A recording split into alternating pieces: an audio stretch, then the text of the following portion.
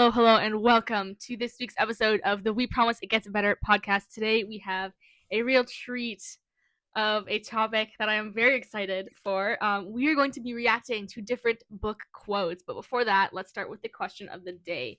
So I have come up with a question because, I was planning for this week. So, Katie, if you had to live in any other country that's not Canada, what would it be and why? I'm definitely gonna say New Zealand Ooh. because I think it looks really awesome, and that's where they filmed The Hobbit. Ooh, I see. Loki, a Hobbit stan, and I think it would be epic. That would be awesome. I think for me personally, I would have to pick Norway. I've heard a lot of really good things about it. My favorite YouTuber as a child lived in Norway, and I've been obsessed with it basically ever since. Yeah. It's like, I love the snow. It's so beautiful, and like I've also heard they have really amazing healthcare. And my hairdresser, her parents went on like a European tour, and she said that her parents, like, of all the places they went, Norway was the best because it had the nicest people, the best food, like the safest areas. So that's where I would go.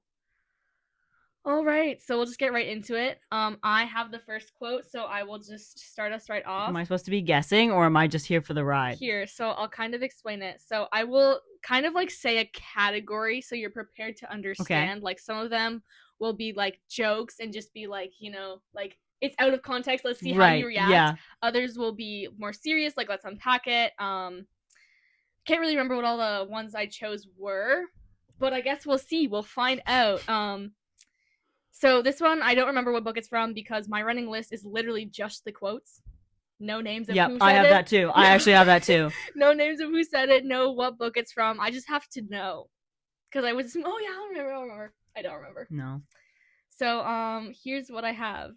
This one is like one that I am actually interested to kind of like dig into. So, here is the quote. I was starting to suspect that his cynicism existed not because he was unfeeling, but because he felt things so deeply. Wow. Yeah. That's actually so real. Yeah, like, I really felt that one, especially because I feel like I was someone who wasn't really taught how to deal with my feelings. So I was just like, dang, is that me? Yeah, I think that's definitely normal, especially I think it's also more of a male thing in some of them. But I think you see that so much in teenagers, and it's it's tough because we're at the age where it's like at this point you either deal with it or it will affect you for the rest of your life because it's a lot harder for adults to reconcile with that kind of stuff. Yeah, for sure. Like I feel like especially as like a guy, not that I am a guy, but like I see it a lot, like the way that they're raised are like you shouldn't show feelings, you should just be completely fine all the time. And I think that's what makes it worse and what often raises up a lot of cynical and pessimistic men is because they're not taught how to deal with their feelings. They're just told that they don't really exist. Yeah. I'd agree with that. Yep. All right. What have you got for us? I think this is definitely probably one of my favorite quotes from this book series. I actually have it on my wall over there on a sticky note. It says, I would rather be shot in the head with a nail gun multiple times than watch them cuddle on the couch. Yes, I know where this is from. Yeah, it is by far my favorite quote. When he said that, I think I burst out laughing. Yes, so I hated season 3 of The Summer Arch and Pretty, but when they said this quote... They said that quote? They did. Because I sped watched. I sped watched because I just like... Maybe. I think they did. And I'm going to have to go back and actually watch it. They might not have. I might have just seen an edit.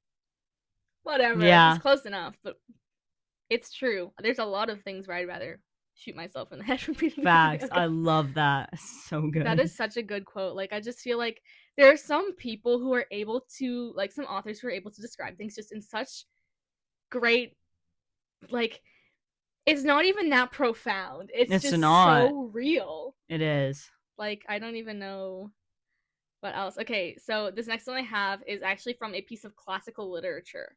So after I finish reading this, I want you to guess where it's from. Okay.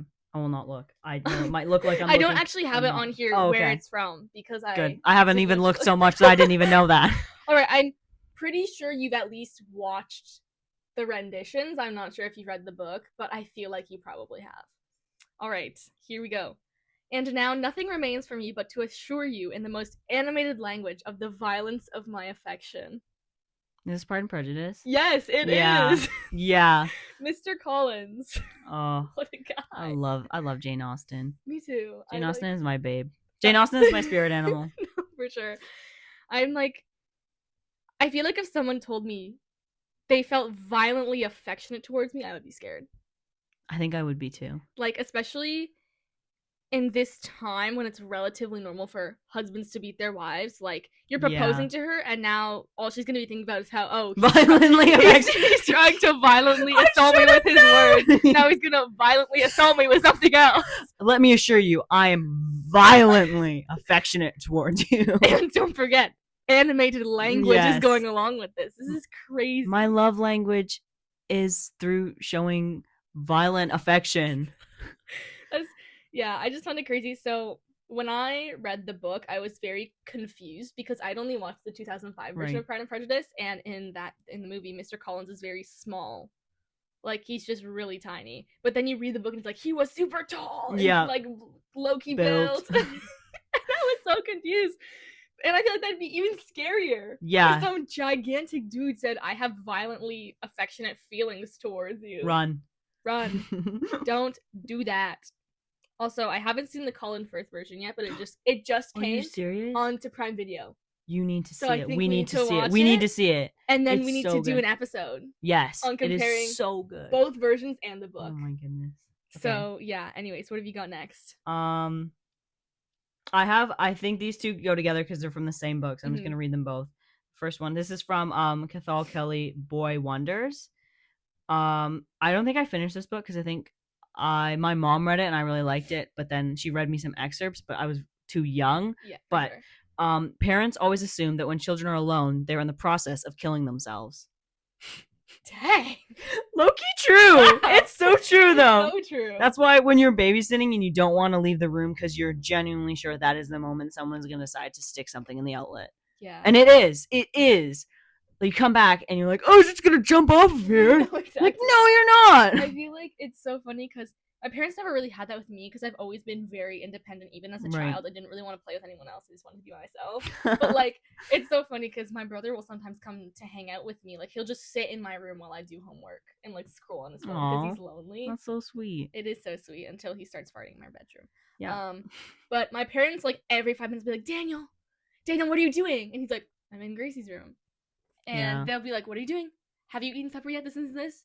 Like, especially on days when he has to talk, he's like, how much water have you drank? Like, they will not leave Daniel alone for 5 minutes. If they go away for a day and everyone's gonna go, they're like, well, I don't know if I want you to be alone all day. And I've literally stayed an entire weekend by myself and they did not care. Yeah, that was me as a kid. Like, still to this day, every single time my parents leave, my dad says, make good choices. Yeah. And I'm like, okay, I feel like we're past that point now. Oh, exactly, me too. But and the second quote is burned deep in our lizard brains. Each of us has a phrase that we remember our mother saying that caused instant panic. If you think of it now, it still has that power. No, that's so true though. It is true. I resonated with that, and I've been trying to by trying to I mean for the last like 30 seconds been trying to remember the phrase, but I'm sure at some point it will come to me. I think I know what mine is. Anytime my parents are mad at me, they pull out my legal name. Oh. Grace Katrina! And then I always know that they're really angry at me. Yeah. And that I'm about to get absolutely chewed out. Yeah. That's probably it. Anytime my parents pull out their credit card statements and they're like, Katie, we have to ask you about something, I'm immediately scared. Like, they're like, we need to have a talk, or I need to talk to you about something. I'm like, either someone has died or I have committed the ultimate sin. Something has happened, because like, I think the credit card statement is definitely from when I was a kid and I would spend money on my parents' credit card. Yeah. Find ways to spend money on credit cards they had legally canceled. Oh my goodness, you were such an intelligent child. I was such an super smart now too, but I actually committed government fraud as a child. I'm not joking. Well, if I said that now, I think like I might be able to go to jail. Okay. I'm just gonna put it out there. Deep confession. But no, yeah. So we've got Katie committing tax fraud, and then I get scared when my parents call me by my real name. Well, I mean, to be fair, my parents, in my family, if I get called Grace, I know there's a problem. Right. because they don't call me that ever. So like when I'm at school and someone calls me Grace, it's whatever. But when like I'm at home and somebody calls me that, I'm immediately like something's triggered in my brain. I'm like, what's going on? Katie Jane. If I get called Katie Jane, if I get called Catherine Jane, I'm about to get beat. I'm genuinely about to get beat. Like if not my dad, but if my mom starts calling me Catherine Jane, either I have said the most atrocious thing, which happens quite often, or I am about to die. Those are the only two options. Yeah, I get that. But that's wow. Those are some really deep quotes. I'm gonna have to wow. I think some of them are pretty funny. No. Okay. This next one I added because I feel like I relate to it so much. I do actually remember this time where it is from. It's from a book called Memory Lane by Becky Wade. So here it is. I am going to be disgusted with myself if it turns out I'm an idiot. So, like, for some context, this book is actually about a guy who is, like, someone tries to murder him, and because of it, he, like, hits his head and loses his memory. It's much more complicated than that, but that's kind of my little synopsis.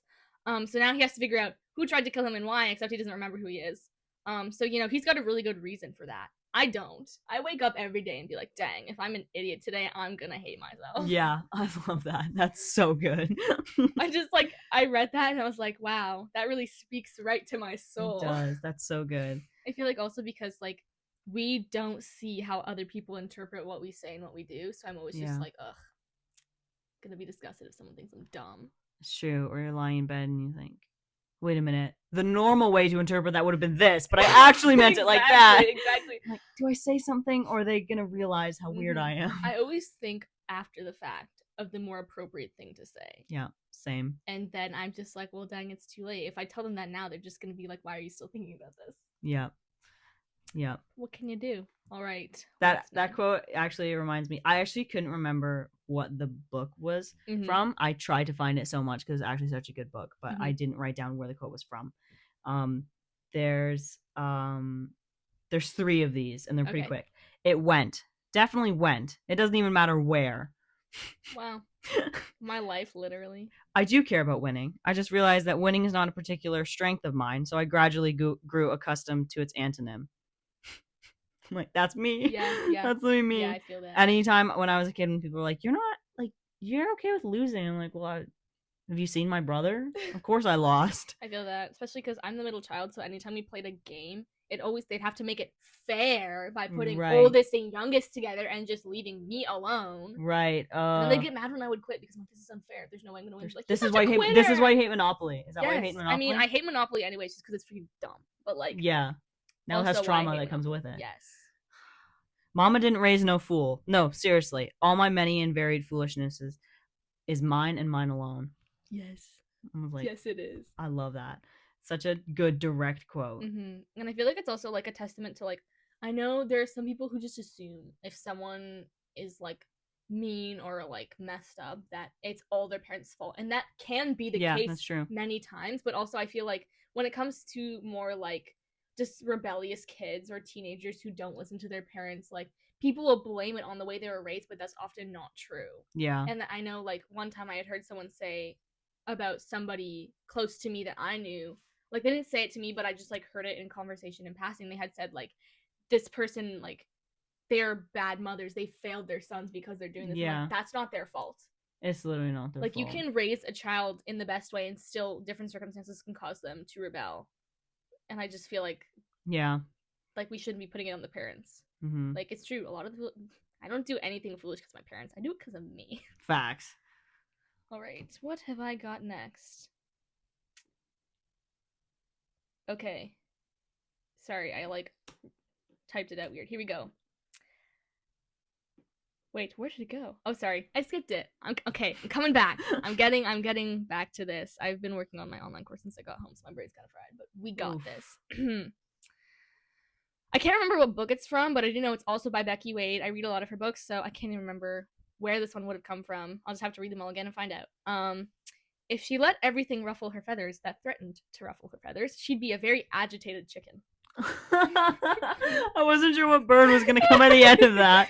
That's awesome. I just feel like I cannot be an unbothered person. I try so hard, but I am just everything bothers me. Not like bothers in the sense that I'm annoyed, but like I take everything so seriously. Right. And it's not, I don't even do it on purpose, it just happens. Like, I am that chicken. I'm constantly like ruffled if I had feathers. But I feel like you can also unruffle yourself. I think that's half of it, because like that's true.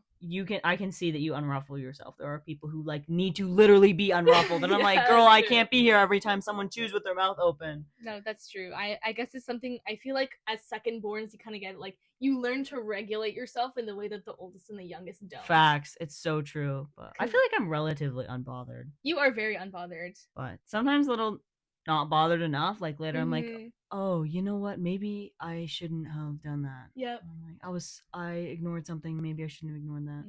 No, I feel what you mean, because I always struggle to stand up for myself. I'll be like, oh, like I'm super unbothered by everything, but I'll never actually say anything about it. Be like, this person said something that really hurt my feelings. Right.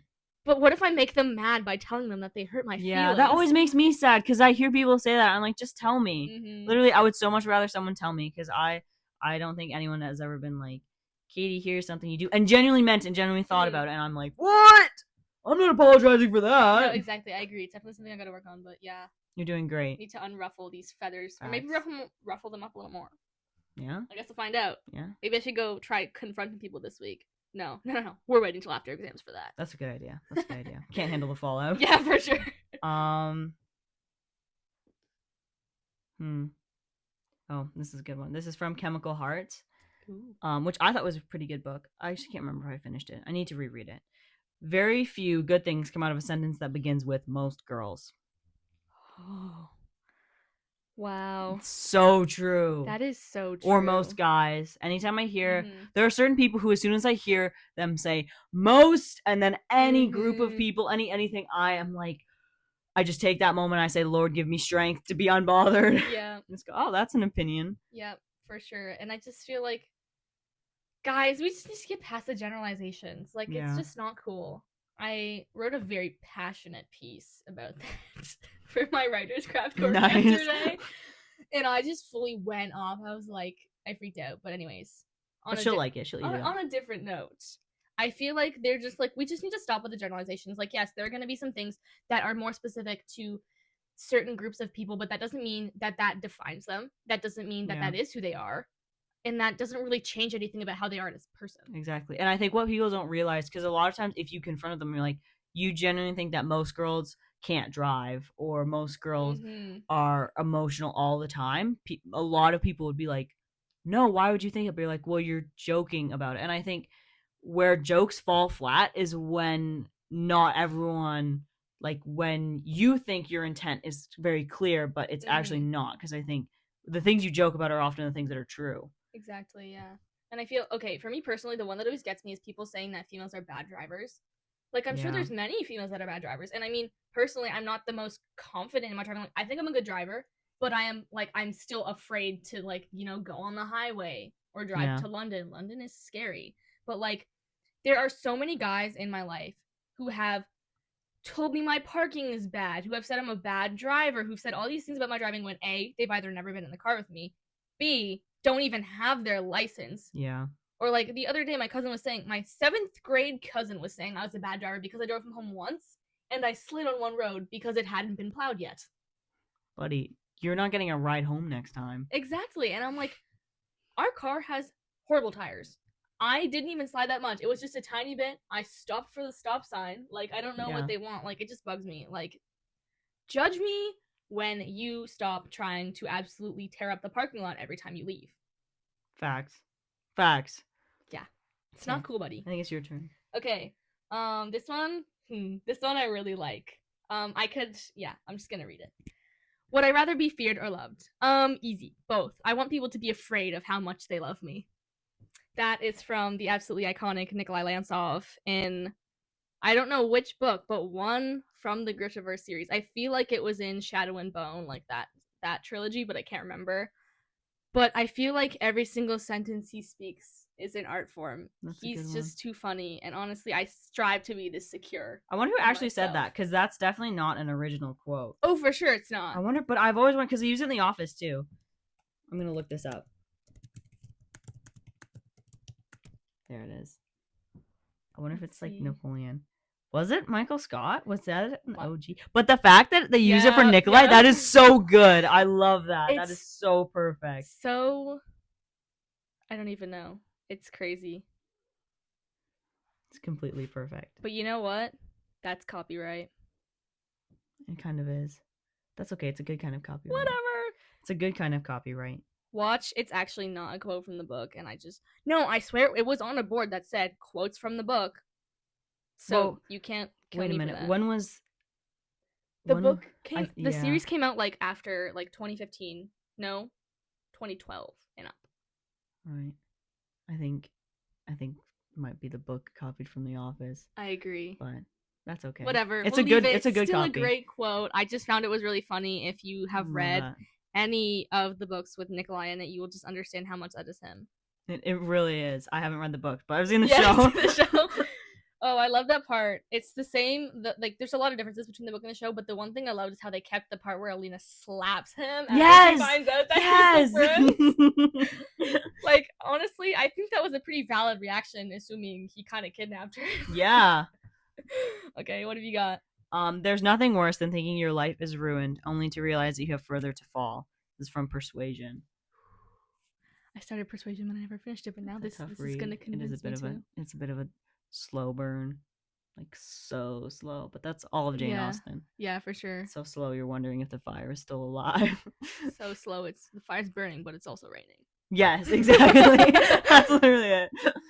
Yes, no, that's so good because I feel like it's so true. It's like, especially in this, like in the Western world, there's so many people who like, my life sucks, everything's horrible, and they don't realize just how badly someone else would have it. Like, not to make everyone feel bad that they are blessed, but like, I feel like there's a lot we complain about that we shouldn't. Mm-hmm. I know I really struggle with that. I complain a lot, and I don't want to. I also complain a lot. And then I like realize I'm complaining, so I try and reverse it. Yeah. Like, I'll say like, "Oh my goodness, I can't do this." I'm like, "But I can because of the Lord's strength." Exactly. And then I'm like looking around, like, right? No one's gonna be negatively affected by the words I say, right? That was actually me today. I was like thinking of my online course. I'm like, I'm so stressed about my online course. I'm gonna fail high school. And I'm like, but I'm not, because Jesus will help me, and I'm gonna finish it, and it's gonna be great. But it kind of works after a while. Your brain's like, there's no point complaining because you're just gonna tell us the opposite. No, exactly. Sometimes you really just gotta talk yourself out of something. It's true. You're like, better not even to start than to try and fix myself. Mm-hmm. Okay, are we ready for the next one? Yes. I really am excited to hear what you have to say about this, especially because you're in philosophy. I feel like you could really take some philosophy out of this one. It's from Caraval by Stephanie Garber. Love that series. So good. Maybe I should read that one. I think you'd like it. Is that fantasy? Yes. Yes. Okay. Yes. No one is truly honest. Even if we don't lie to others, we often lie to ourselves. And the word good means different things to different people. That's deep. Yeah. I feel like, I mean, in the context of the book, it definitely makes a lot more sense because it's all based around, like this event where people, like, it's an event that you're invited to and you basically play a game to win a prize, but you never know what it is. And it all becomes so, like, the game becomes so engrossing that you often forget that it's a game and things can happen. Right. That absolutely, like, can ruin a person. And, like, I feel like that's also, that doesn't even... Anyways, yeah. So that's kind of where this is coming from, like, especially, like, they were talking, like, in the game, no one's truly honest, but I feel like even in life, no one is truly honest. We're always lying to ourselves about something. It's true. And I think that the problem comes when those lies we tell to ourselves are proven to be lies, and people then struggle, like, because that can completely ruin your identity. Like you said, for sure. That can, when things come out such as that, your whole worldview can change. Yep. And I mean, like, it is so true. Like, good means different to everyone. Like, especially now in this day and age when everything is live your truth. Like, it's hard to find what truth is. So I feel like that's really important, definitely, as, like, Christians, like, to make sure, like, the only good, like, real goodness comes from God. And, like, seeing here, even, like, if you try to find goodness in anything else, it's just going to become muddled and you're not even going to know what it is. Yeah. That's it. That's exactly it. All right. Okay. What have you got for us? Some secrets, having been revealed, only lead...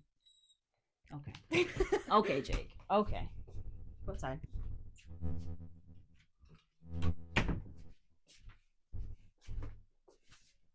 Okay. I'll just start again.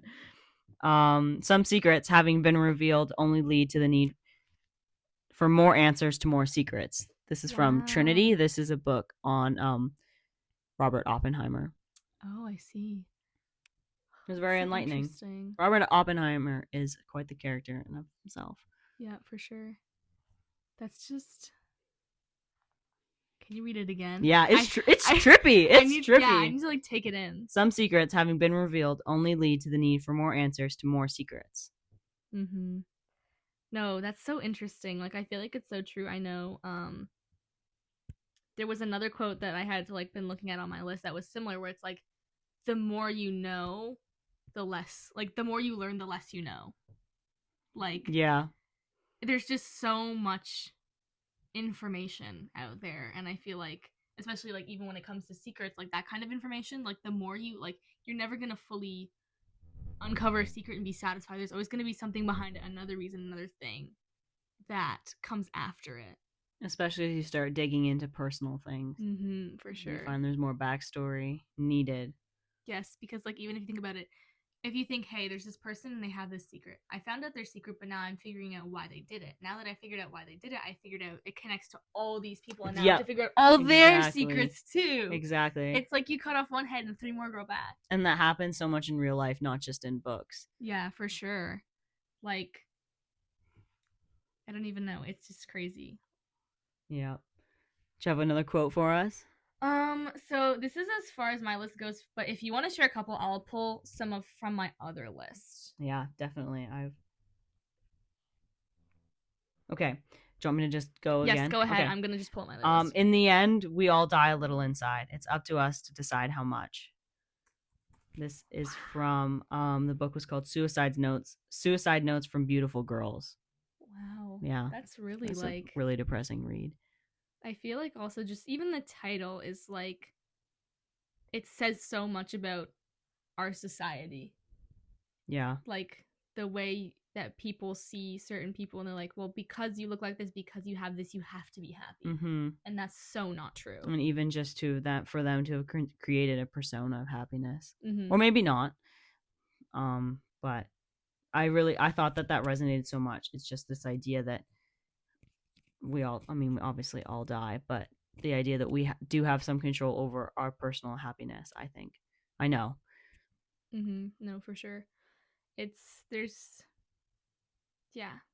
a really big spectrum of things that can cause happiness and unhappiness, and I feel like, especially when you come so entangled in just pushing for the next thing to make you happy, it can just end up digging you in an even deeper hole.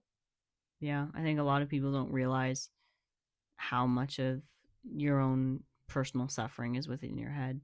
Obviously, I'm not talking to people who are experiencing existential circumstances. No, I'm talking to people like myself who sometimes the biggest thing on their mind is, oh my goodness, I can't believe I got a 70 on my philosophy assignment. No, for sure. Me too. And sometimes I just need to touch some grass. Exactly. Or read my Bible. I think that sometimes the mental equivalent to touching grass can be reading my Bible. No, for sure. It's like, we're just saying a good old prayer. I definitely, sorry, I was looking for quotes on my Pinterest. Facts. What was I gonna say? Like again with the grades is one of the things, like if you think about, like sometimes you'll get a mark like a 92 and be like, oh, I'm really disappointed, like I really wanted to get like a 98 or something, and then somebody's like, I'm so happy I got a 90, I worked so hard to get this grade.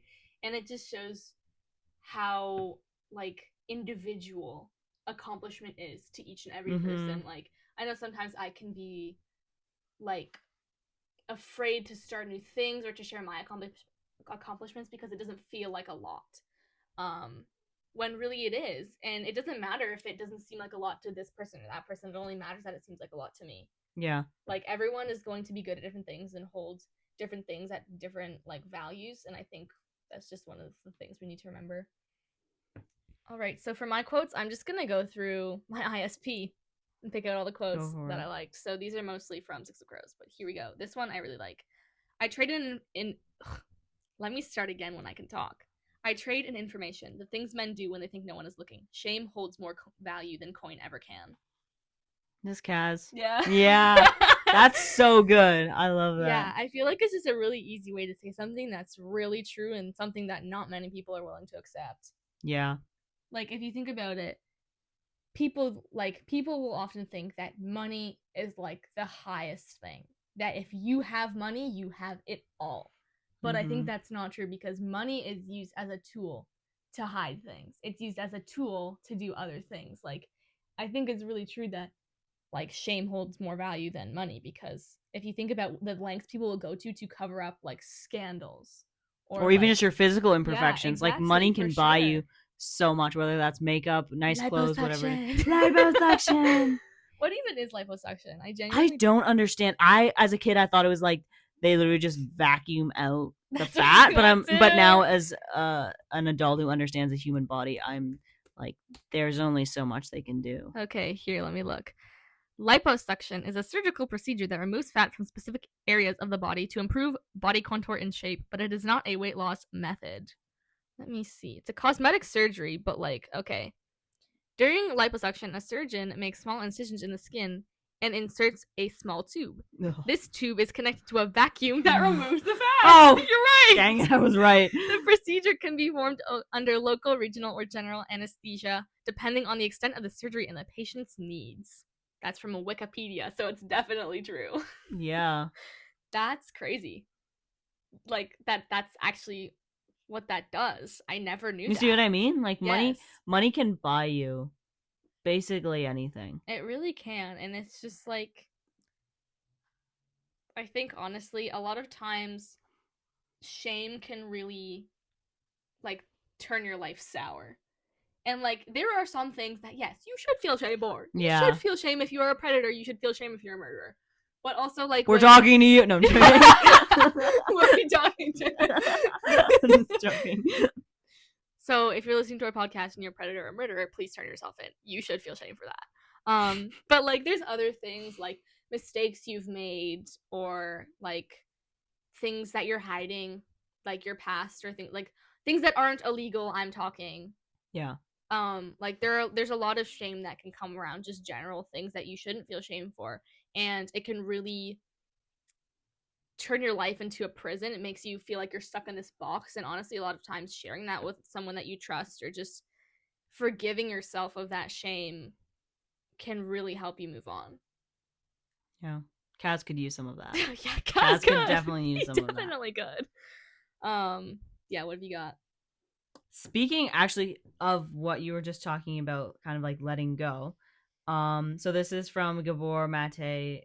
He's a doctor, and he wrote When the Body Says No, The Cost of Hidden Stress. It's such a good book. It's definitely a more medical read, but it talks literally about the physical cost of stress that like presents itself in like how stress presents itself physically in people. And it's really interesting, and he gives a lot of crazy case studies from his own experience. I think he also has a background in psychology. Anyway, he also wrote a book. I think it won a Pulitzer. It's actually on my shelf over there. I also want to read The Myth of Normal. Anyway, blah blah blah. It says when we have been prevented from saying no, our bodies say it for us. Wow. And then what defines stress for each of us is a matter of personal disposition and even more of personal history. So he makes some really interesting points. Like being able to tell in people, because he looks at because a lot of doctors look at medicine as like one scope through like what is your physical symptoms, but he almost like puts them through therapy before he puts them through treatment. He's like, no, can you tell me how are your parents? And anyway, it's really interesting. But yeah, no, that is really interesting. Like, I know we were talking about this actually like a while ago, like how your body will reject things if it is not right for you. Yeah. Like in a relationship, if you're with someone you shouldn't be with, your body will react. Like I've seen a lot of girls who will actually like show like pictures and videos of them when they're in a relationship and they have like a lot of acne, or like their skin's really dry, or their hair's falling out or something. Yeah. And this, like, when they break up, then it all goes away and they're normal again. Yeah. Like, it's just crazy what your body will do. Like, it knows things before you do. Yeah, like it holds stress. For sure. Probably my shoulders are always like this. Yeah. To go to the chiropractor every like few months because that's where all my stress goes. Your shoulders? Yeah. Because I like know where all my stress tense my shoulders without realizing it. I remember like one time I did actually notice it when I was coming back from my 2-hour driver's ed session, and we were almost back to the school, and my shoulder started to fall, and it like hurt because I had been up for so long. Wow. But yeah, your body just like it knows can't help it. Yeah, exactly. Like, and eventually your body's gonna give out. You can't just push it and expect it to keep going. Like, especially if you're not taking care of it. And I feel like that's one thing. Stress can also, like, not only does stress just, like, stay in your body, but also stress often prevents us from taking care of ourselves. And I think that's something that I definitely need to remember in this exam season, because I'm so tempted to be like, what if I just worked on school all day and all night, and then I would finish? What if I just didn't talk to my family for as much as I possibly can? That's literally me. Yes. I'm like, what if I just didn't shower and instead I worked on my online course all night? What if I just didn't need to sleep or eat? Exactly. I think I could bang out this whole online course. If I never drink water, I'll never have to take pee breaks. I generally feel like that is like Satan in my ear. Like, I think maybe if you just kept going, it'll be fine. No, exactly. I know you're really hungry and tired and want to cry, but this is when you're going to get your best work done. Who is he kidding? Like, we think we're gonna get our best work done when we're running on like 2 hours of sleep like, and a single chip. You're like, I can't think, and then you emerge in your room like, air. No, literally. Oh, I remember like the other day I was working so late getting stuff done, and I came out of my room and my face is red because it was so hot being in my room. And especially because, I don't know why, but I was super cold, but my face was super hot. Yeah, no, it's always my hands. My hands are like barely getting any circulation. Yeah, but my freaking feet and my face. What is up? No, exactly. But like, that's one of the things. I didn't make a New Year's resolution, but my biggest thing was I just it was more like a prayer that like I would be able to handle the stress of school a bit better, because like before school ended, I was like trying to get everything done and freaking out, and I was just staying up really late getting everything done, and I wasn't taking care of myself, and then I crashed. So then at like when it came back to like going back to school, I was like, you know what, I'm not gonna worry about everything at once. I'm gonna worry about what I can do today. Is you talking about like this September or I'm talking about like January, November, and then when I came back in January of this school year, I kind of was like, I'm gonna just focus on what I can do right now and what I can do today, and just like I started like being a bit more purposeful with my planning of my like how to use my time, and honestly it's helped a lot, and like making time to actually take care of myself helps, because I'm like, when I actually sleep, then I have energy to do stuff. When I actually eat food and drink water, I feel a lot better than when I don't, when I'm sitting on my floor surrounded by push pins trying to finish my board. Like, what? When did that happen? It's almost like, yeah, crazy. But yeah, it's listen to your bodies, people. Do it, please. I'm begging you. Please. That's like the biggest advice I'd ever give to like, no one's asking, but I'm giving it. Give it anyways. I want to know. Younger students. And honestly, university me is gonna look back on this and laugh at me. Absolutely sure. Laugh on me. Like, you're eating, you're sleeping, you fool. No, that's what I've been thinking of this entire time. Like, I'm struggling so bad. I'm like, well, this is what university's gonna be like, so I better get used to it. That's why that's why I've also tried to develop better habits. Cause like, if I am at this level for a project that I've had 5 weeks, I can only imagine when I get to university. No, so I'm trying to I'm literally trying to regulate. That's why I tell grade 9s, like, if you stress now, you are going to die by the time you hit grade 11. If you are stressing now, stop it. Stressing over their one exam. Yeah, or if even in grade 9, I could not care less. Oh no, I was like, I don't care. Grade 10 did not study. Grade 11 did not study. Should have studied. I didn't actually really start studying until like the end of last year, beginning of this year. Like, I never really studied for exams. Like, I did a little bit, but not like hardcore. I didn't. But this year I have done more studying than I have in my entire life. Same. Like, I'm not even studying in preparation for anything. I'm just studying. I don't even know. Like, sometimes I just find myself opening my notes and reading them over. I'm like, who am I? No, exactly. Like, I remember there's been a couple nights where I was up till midnight just making bio notes, but then it was also helpful because like I went back to go see like what I had to add for my review for my exam, and I was so stressed because there was so much stuff. I'm like, I already have it all down. Exactly. So like, stressed about it, yes, but like stress in a productive way. Exactly. Because I know for me personally, when I get stressed, I tend to just like shut down and not do anything. So instead, just focus on the little things you can do, and honestly, if you can build like habits that can help you in the future, you're gonna be really thankful. You are gonna be really helpful. I know. Yep. Thankful. You're going to be really helpful and thankful. All right. Do we want to move on to our second segment? I would love to move on. All right. So today we have a bonus segment that I have designed for Katie. So for a little bit of background, I realized when I was creating this list that a lot of the quotes I wanted to use were from either like the Shadow and Bone series or Six of Crows. And Katie has been watching this show. So I have watched it. I've read all the books in the Grishverse. So I kind of got her on that. Sorry about that. I hated fantasy. Like, Grace used to talk about fantasy, and I was like, oh, okay, I'll just humor you. But now I've actually gotten into it. And I wasn't like, I never lied to you. I was like, sure. I love fantasy. No, for sure. But then I genuinely got into it, and now I've actually a little bit, which is weird because I'm definitely a hardcore nonfiction kind of person. I also didn't actually read fantasy until this year. I thought I would hate it. Maybe I'll get you into nonfiction. Maybe by next year you'll be reading textbooks too. I could be reading nonfiction. I am open to suggestions, honestly. And also, I'm the kind of person, I understand that people don't want to hear about my books, but I'm going to tell them anyways just because I need to tell somebody. I don't even care if they're listening to me. I just need to say it out loud. Same. Like, I can see in some people's eyes and I'm like, what are you reading? I'm like, I'm so glad you asked. I'm like... That is the biggest mistake. If anyone wants to be out of my presence within 2 minutes. Facts. Same. Like, because I'm going to just take note of that. Don't come near me if you like. If you are in a rush and you see me with a book, don't ask. Don't just walk. But by. I also don't like when people like pick it up when I'm reading it. Like, sometimes if someone's reading a book, I'll just pull like. No, exactly. One of those, which is way better than being like, oh, look, this book you're reading, and like.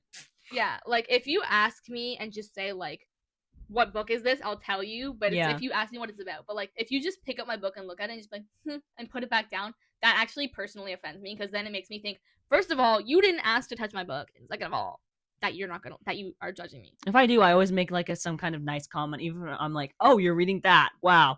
No, I'm just like, oh, cool. I've had actually so many teachers. I'll be like studying on SD, and I have my book next to me, and they'll just pick it up and look at my book and be like, give me like a look and then put it back down. I'm like, I'm not reading Smut, I promise. When I was reading The Great Divorce, Mrs. Bishop was like, oh, are things rough at home, Katie? Oh my god. I was like, where was that comment when Owen was reading The Great Divorce? That's crazy. No, I feel like we're just all on crack at this point. I would like to tell you all a story. So we were in history today, and we were doing a simulation. Are you allowed to tell us this? I am allowed. I am allowed to tell us this.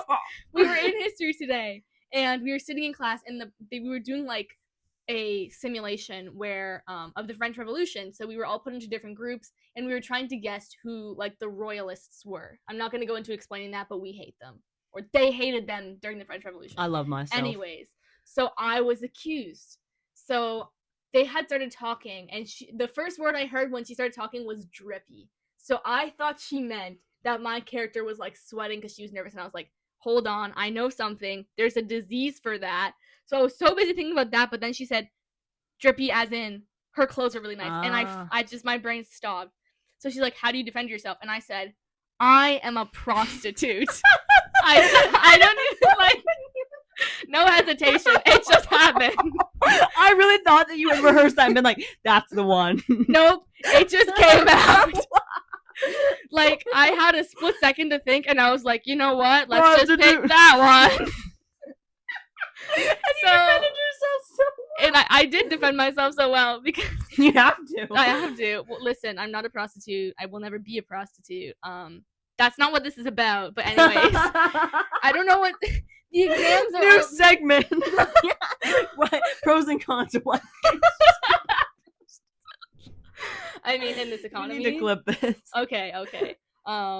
Maybe I'll put that in the trailer. You should put this in the trailer. I'll put it in the trailer. Also, I feel like we need an intro. I think we need like a little bit so that when people hear it, we can like Pavlov them into, oh my goodness, I need to sit down and listen. No, exactly. I need to hit like and subscribe. Hit that notification bell. Anyways, back to the point. The exams are rotting our brains. We just took an exam today that was absolutely gut-wrenching, but we're not going to talk about that because we ball regardless. I genuinely think there might be a social experiment going on. Because, like, she's such a fair teacher. Like, I know she didn't mean to do that to us. Well, it is what it is. Edie, we ball regardless. I already got into university, so it's really too late. I haven't. So. That's okay. We're racing against the clock here. All right, back to this point. So, Katie has only watched 1.5 seasons of the show. I've watched the whole thing and read all the books. So I am going to be reading off a list of the different quotes, and she's going to guess if it originated from the book or the show. There are some quotes that are from the book in the show, but it's like what I'm asking is where did it come from first? All right, are you ready? Wait, if it came from the book in the show, that means it came from the book. Yes. I've already got the hang of this. Yes, but it was in the show. So yeah, okay. So they're gonna like start easier, but then they'll probably get a little bit harder. And also bonus points if you can guess who said it. Is this going to go towards my final mark? Yes. Is this an assessment of learning or for learning? This is an assessment of learning. It's the grade. All right, let's get started. Oh wait, I'm gonna just like angle myself because I have my little nifty answer key here. Not that I would completely forget, but it's just like with the way I've been lately, I don't even want to risk just it. in case. Just in case. All right, this one. Oh, should I do them all in a British accent? If you would like to. No, I'm only gonna afterwards. I'll imitate the ones that are from the show. You'll know which one. Okay. I think. All right. Now that makes it seem like if I don't say it in a British accent. Say it in a British accent. No, it's fine. I'm must. just gonna say none of them. Fine. Okay. I would come for you, and if I couldn't walk, I'd crawl to you. And no matter how broken we were, we'd fight our way out together, knives drawn, pistols blazing, because that's what we do. We never stop fighting. Okay, Kaz. But you forget I've seen every single edit. I actually put it in here that your education is 1.5 seasons of the show, guesses and spoilers. Yeah. So yeah, I knew you would get that first one, but that is such a good quote. I absolutely love it.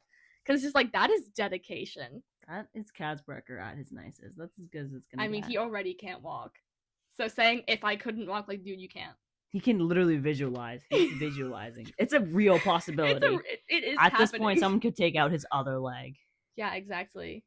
Well, I mean, to be fair, he did say in the show, I only need one good leg, but you look like you need both hands.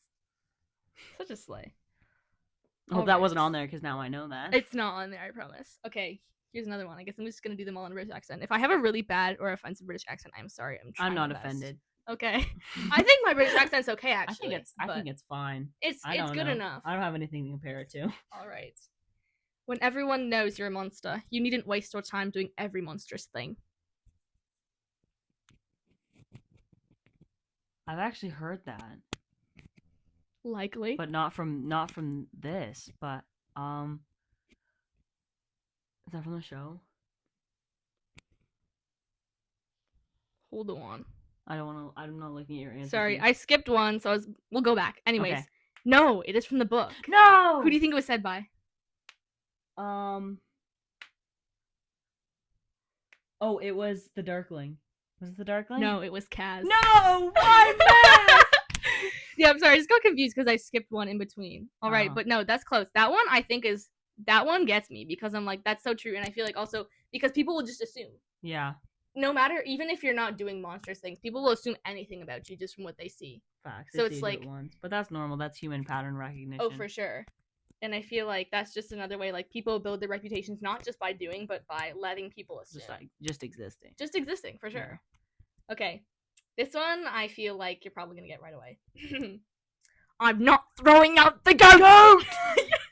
Jesper from the show. Yes. There's no way that was in the book. No, that was not in the book. I think he did ask for a goat at one point in the book, but I don't remember it. But the goat wasn't nearly as No, the goat wasn't Milo, so it doesn't matter. Milo. But no, that part always gets me. I'm not throwing out the goat! Especially because right after that, when he, like, picks up the goat and starts walking and they're doing the whole slow motion thing, I'm like, no, he's gonna throw the goat into the fire. He's gonna sacrifice the goat. He didn't, but I really thought he was going to. Loki, I feel like a live goat would also just, like, put out a fire. I don't know how flammable a living thing is. I feel like the fur. I mean, if you think of humans, they're pretty flammable. Flammable. You're in bio. You would know. I am in bio. I think humans are pretty flammable. Like, if you think about it. Stop, drop, and roll. Yeah. Because, like, your hair, your clothes, and, like, goats don't wear clothes, but they have hair. It's like a roast. Yeah. Okay, sorry. That's not the point. I mean, he might smell good. Or not. I've never eaten goat before. Comment down below if goats smell nice. If we get not like a goat, but like cooked goat. If we get 1,000 likes on this, we will eat a goat on the podcast. We will. We'll throw a goat into a fire. I'm just kidding. We won't. Okay. Midwinter solstice. I'll come back for Christmas just to eat goat. Where are you going? Oh, I have to go to my friend's house. We're eating a goat. Oh, that's cool. Like cultural? No. Why are you spending so much money to go home for Christmas? You're a college student. Well, I promised YouTube I would eat a goat. I promised the viewers. I promised the viewers. I can't lie to the viewers. Okay, here's this one. I think I might actually cringe saying this.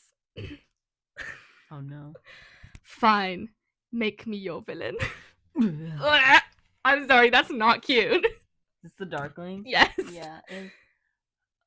This is the book. Yes. Yeah. But it was also set in the show. Yeah. In the book, it was way more cool because he was just like, fine, whatever. I literally don't care. In the show, he was like crying. He was like, fine, make me a villain. He was like looking at her like, now you say, no, you're not a villain. No, exactly. He was waiting for that.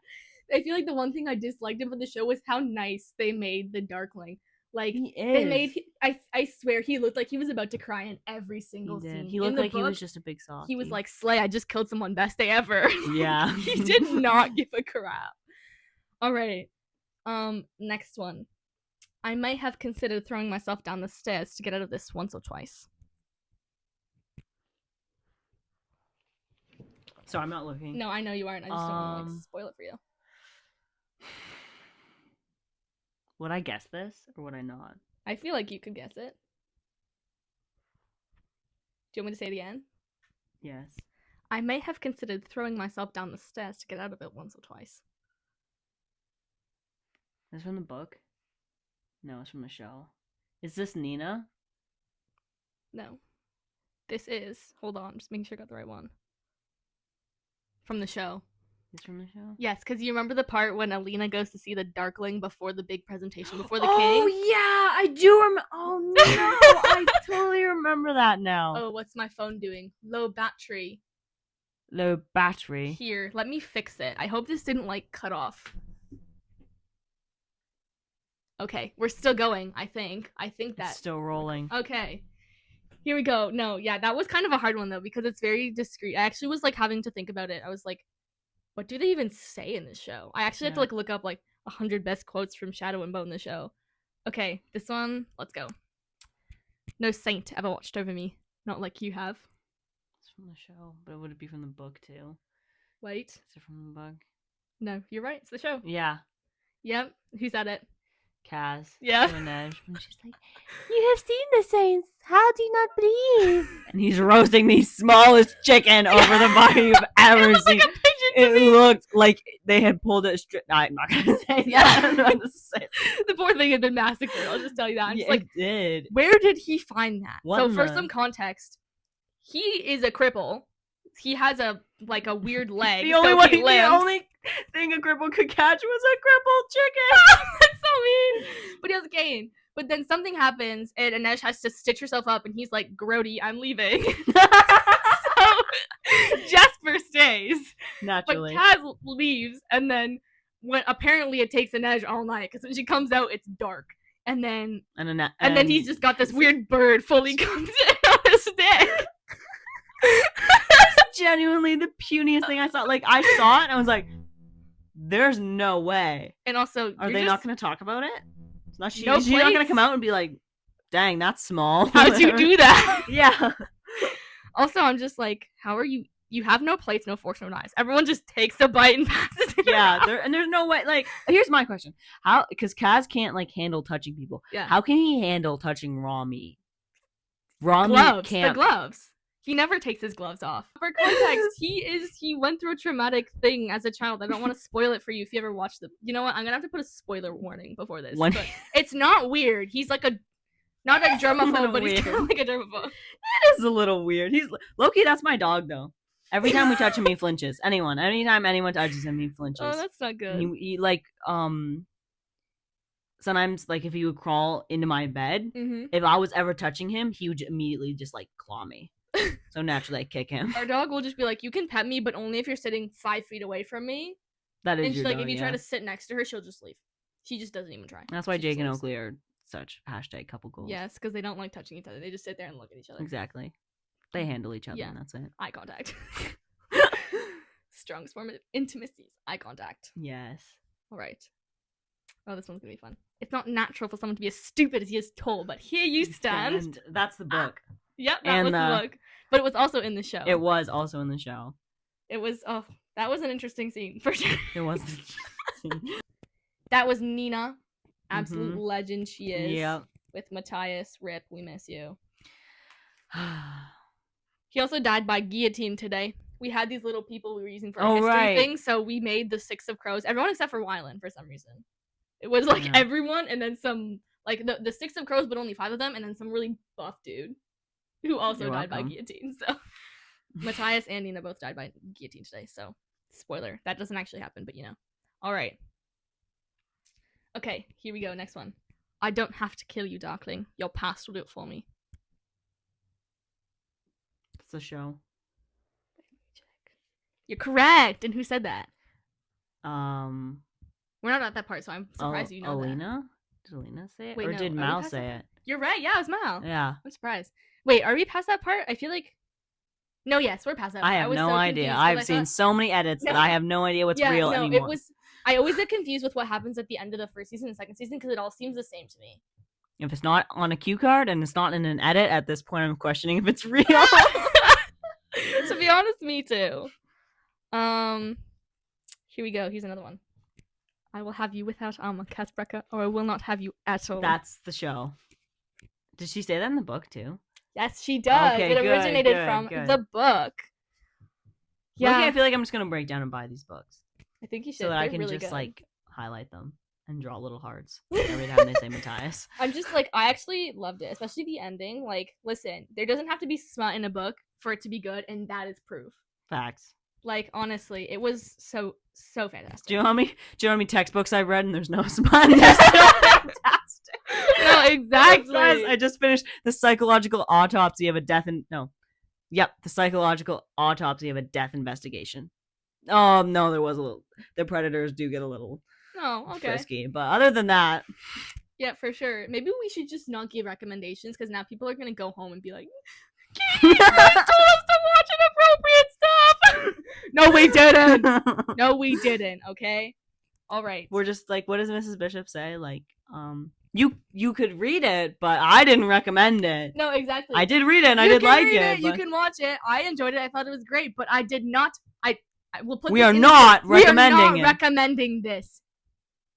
Nope. Okay. Right. Last quote. When there's something you want, it's better to act without thinking than think without acting. This has not been in any of the edits I've seen. I would like you to think of a part that traumatized you. Wait, can you read it again? When there's something you want, it's better to act without thinking than think without acting. Oh, no. Is this is from the show. Is this when Jesper is like... Yes, when Jesper is flirting with people. Yes. Yes. Yes. Yeah. That makes sense. Yeah. I should have done a better job, but he's like so sly with it. Yeah. I could not. I don't have that kind of riz. Yeah. What if I did? The world wouldn't be able to handle it, Grace. The world would not. It would be like equivalent to if I took off my glasses in public. Facts. And we know what would happen if that. Oh my goodness, the whole generation would fall over. Anyways, we didn't recommend anything. You didn't hear anything. But yeah, that's everything we have for this week. Yeah. So I hope you enjoyed it. I hope that you don't use this against us. Yep.